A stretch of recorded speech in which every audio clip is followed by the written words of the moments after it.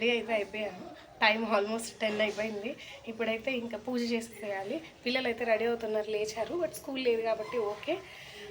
ఫాస్ట్గా పూజ చేసుకొని ఆఫీస్కి వెళ్ళిపోతానండి. అండ్ తొలేకాదశి అంటే మనకు తెలియని ఎనర్జీ వచ్చేస్తుంది.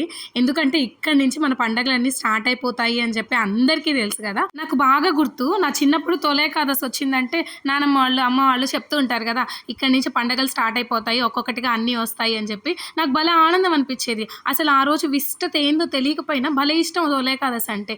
ఎందుకంటే ఇక్కడ నుంచి సెలవులు వస్తాయి హాయిగా, ఒక్కొక్కటి నెలకు ఒక పండుగ అన్న వస్తుంది, నెలకు ఒక సెలవైనా వస్తుంది అని చెప్పి అనిపించేది. ఆ రోజు మొహరం కూడా కాబట్టి పిల్లలకైతే హాలిడే అండ్ నాకైతే ఆఫీస్ ఉంది. సో త్వరగా పూజ చేసుకొని వెళ్ళిపోవాలి.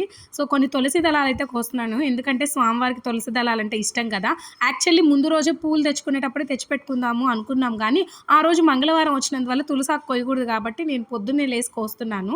సో ఇప్పుడైతే మా ఇంట్లో ఉన్న తులసాకే పూజ చేయం, దీనికి మామూలుగా తులసి చెట్టు ఇంకొకటి ఉంది, దానికి పూజ చేస్తాం కాబట్టి నేను ఈ చెట్టులో నుంచి ఆకులు కోస్తున్నాను. నార్మల్గా అంటారు కదా పూజ చేసే చెట్టు నుంచి కూడా ఆకులు కోయకూడదు అని. సో మేము ఆ ఇంట్లో 2 ఉన్నాయి కాబట్టి మేము దీనిలో నుంచి ఆకులు కోసుకుంటాము, దానికేమో పూజ చేస్తామన్నమాట. అండ్ పక్కన తొట్లో కనిపిస్తుంది కదా పెద్ద పెద్ద ఆకులతో, అది బచ్చలాకు. ఈ తులసి దళాలు నేను మరీ ఎక్కువ కోయలేదు, కొన్నే కోసాను, ఎందుకంటే స్వామివారి అష్టోత్తరానికి వస్తే సరిపోతుంది కదా అని చెప్పి. సో నా చెట్టులో నుంచి నాకు కావాల్సిన ఆకులు అయితే వచ్చేసాయి.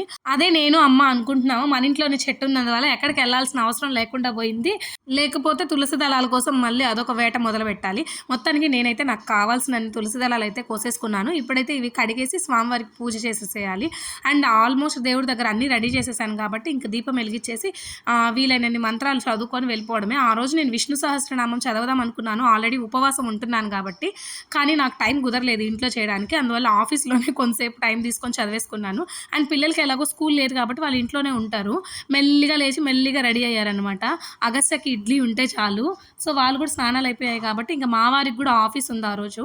మా ఇంట్లో మేము ఫాలో అయ్యేది ఏంటి అంటే, పూజ అంతా నేను చేసేస్తాను, లాస్ట్లో కొబ్బరికాయ కొట్టి హారతి ఇవ్వడం మాత్రం మా ఆయనతో చేపిస్తాను. అట్లయినా వాళ్ళు పూజలో పాల్గొన్నట్టు ఉంటుందని. లేకపోతే వాళ్ళు అసలు పూజ దగ్గరికే రారనమాట.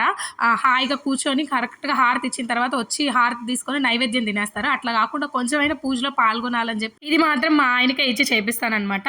ఇది నాకు తెలిసి నేను పెళ్ళయి ఫ్యామిలీ పెట్టినప్పటి నుంచి ఇలానే చేస్తున్నాము. కొన్ని పండుగలు ఉంటాయి కదా, వినాయక చవితి అలాంటివి అయితే తను కూడా ఖచ్చితంగా పూజలో కూర్చుంటాడు. మిగతా పండుగలు పూజలప్పుడు మాత్రం తను ఇలాగా లాస్ట్లో వచ్చి కొబ్బరికాయ కొట్టి హారతిస్తాడు. పిల్లలు అయితే గంట కొడతారనమాట వచ్చి. సో దానివల్ల ఏంటంటే ఇంట్లో అందరం కూడా పూజలో పాల్గొన్నామన్న ఫీలింగ్ వస్తుంది. ఇక్కడైతే నేను మా ఆయన పూజ అంతా అయిపోయిన తర్వాత రెడీ అయిపోతున్నాం ఆఫీస్కి వెళ్ళడానికి. సమర్థ వచ్చి అడుగుతున్నాడు, నాకు స్కూల్ లేదు కదా నీకు ఆఫీస్ ఎందుకు ఉంది అని. నీకు స్కూల్లో సెలవులు ఇచ్చినట్టు మాకు ఆఫీస్లో సెలవులు ఇవ్వర్రా అంటే ఎందుకు అని అడుగుతున్నాడు. హారతి కొండకేసిన తర్వాత ఇంకా నైవేద్యంగా పెట్టిన మన కొబ్బరి నీళ్ళు తాగేస్తున్నాను. ఇప్పుడైతే నేను ఇంకా ఫ్రూట్స్ అవి ఆఫీస్కి తీసుకెళ్దాం అనుకుంటున్నా. సో ఇప్పుడైతే పూజ అయిపోయింది కాబట్టి నేను ఫ్రూట్స్ పెట్టుకుందాం అనుకుంటున్నాను. ఫాస్టింగ్ ఉంటాను కదా, యాక్చువల్లీ ఏకాదశి ఫాస్టింగ్ ద్వాదశి రోజు వదులుతారు అంటారు కదా. సో నేనేమనుకుంటున్నా, ఫస్ట్ టైం ఉంటున్నా, సో రేపు పొద్దున్న దాకా ఉందాము అని చెప్పి అనుకుంటున్నాను. సో కొంచెం ఫ్రూట్స్ అనేవి ఎక్కువ ఎత్తుకెళ్ళాం అనుకోండి, కొంచెం ఎనర్జీతో ఉంటాను. మిల్క్ అనేది అక్కడే ఉంటుంది, సో అక్కడే తాగొచ్చు. ఇంట్లో ఉన్నాను అనుకోండి కొంచెం రిలాక్స్డ్గా ఉండొచ్చు. అది ఆఫీస్కి వెళ్తున్నాను కదా, సో దానివల్ల ఏంటంటే నేను ఫ్రూట్స్ ఎత్తుకెళ్తున్నా. ఇంట్లో ఉంటే ఇవాళటప్పుడు తినచ్చు, ఆఫీస్కి వెళ్తున్నాను కాబట్టి తీసుకెళ్లాల్సి వస్తుంది. సో ఫైనల్లీ ఫ్రూట్స్ ఇక్కడ తీసి పెట్టాను, నైవేద్యం ఏవైతే పెట్టానో అవే తీసుకుంటున్నాను. సో తినేసి ప్యాక్ చేసుకోవాలి, ఫస్ట్ ప్యాక్ చేసుకుని ఆఫీస్కి వెళ్తాను. నేను నార్మల్గా కార్తీక మాసంలో సోమవారాలు ఉంటాము, లేకపోతే నాగుల చవితి రోజు ఉంటాము ఉపవాసము. కానీ ఇలా ఏకాదశి రోజు నేను ఉపవాసం ఉండడం అనేది అయితే నాకు తెలిసి ఇదే ఫస్ట్ టైము. చాలామంది ఏకాదశి రోజు ఆనియన్ తినరు, గార్లిక్ తినరు, ఇట్లా ఉపవాసాలు కూడా ఉంటారు నెల వచ్చే ఏకాదశి రోజు కూడా. కానీ నేనైతే ఫస్ట్ టైం అనమాట. అమ్మ అడుగుతుంది ఉండగలవా ఓకేనా అని చెప్పి. పాపం ఇక్కడ అమ్మ అయితే బత్తాయి రసం తీస్తుంది, ఎందుకంటే నాకు ఈ మధ్య బ్లడ్ తక్కువై కళ్ళు తిరుగుతున్నాయని చెప్పా కదా, నా ముందర వ్లాగ్స్ చూస్తే మీకు అర్థమై ఉంటుంది. డాక్టర్ అయితే మంచి హెల్దీ ఫుడ్, ఫ్రూట్స్ ఇవి తీసుకోమన్నారు. సో అందుకే నేను నా డైలీ రొటీన్లో బత్తాయి రసం అనేది యాడ్ చేశాను. ఇలా డైట్ మార్చినందువల్ల నాకు చాలా అంటే చాలా వరకు రికవర్ అయింది. మరి బ్లడ్ లెవెల్స్ పెరిగాయో లేదో తెలియదు, కానీ నాకైతే కళ్ళు తిరగడం అనేది చాలా తగ్గింది. సో ఇక్కడైతే నేను నా బ్యాగ్ ప్యాక్ చేసేసుకున్నాను. అండ్ ఇప్పుడు బత్తాయి జ్యూస్ తాగేయాలి. ఈ బత్తాయి జ్యూస్ ఏంటంటే ఆఫీస్కి ఎత్తుకెళ్ళడానికి అవ్వదు, ఎందుకంటే తీసిన 10 minutes లోపల తాకపోతే అది చేదు వచ్చేస్తుంది కదా.